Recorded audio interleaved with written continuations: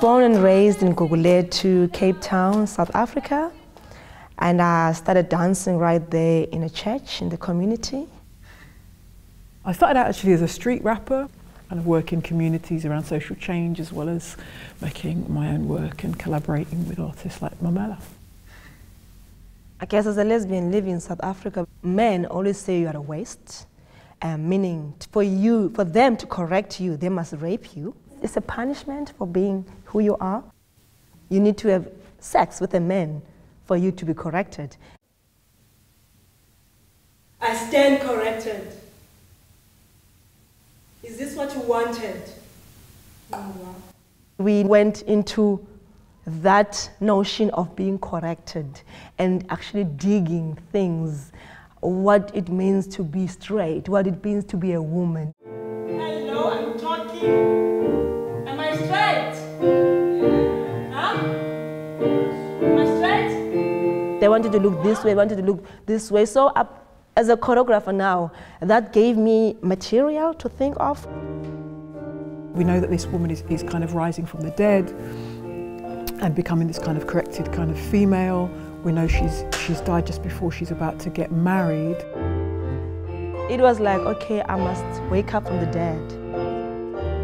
And the first day in the rehearsal, there was a beam. And then that's how I just went inside the beam. I pictured things, I had to do things, and that also did not look like rape because, I mean, we didn't want to be literal about it. So it's like, it was a thing of like, how can I tell the story and layer it with different characters? Now this being became my rapist. And then within a week or 2 weeks, a body of a lesbian was found in a bin.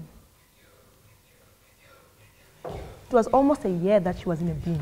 This now is a real story. And I wanted to add something about the police. Also, we went into the community, me and Mojisola, pretending to be Charlie and Zodwa. What we would have done when we went to the police station. We went to the police station in Gugulethu. She probably went to find an African man to marry her instead.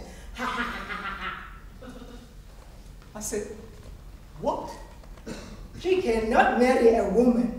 It's not natural. This thing. And slurps his teeth.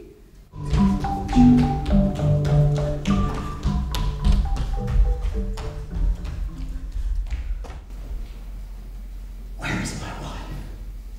Going to the police is just a kind of natural stage in the narrative on a micro level, but on a bigger level, on a macro level, it also enabled us to talk about institutionalized homophobia, and then enabled us to think about this, not just the police, but the state and the relationship between the individual and the state. And that made me start thinking about Britain and about the fact that we don't have equal marriage here, that we don't have equal rights in the law here, and that South Africa is the most progressive country in the world in terms of equal rights for lesbian and gay people.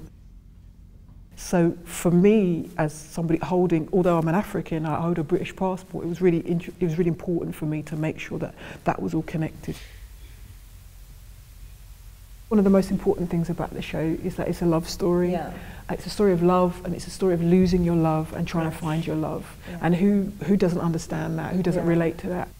In South Africa, I had two white, middle-aged Afrikaner couple come up to me, heterosexual couple, talking to me in English, saying how moved they were, how they didn't know about this subject, but for them they understood, they really felt it. So it wasn't about race, and it wasn't about South Africa, and it wasn't about lesbians, it was about losing someone you love, another human being, in the most horrific way.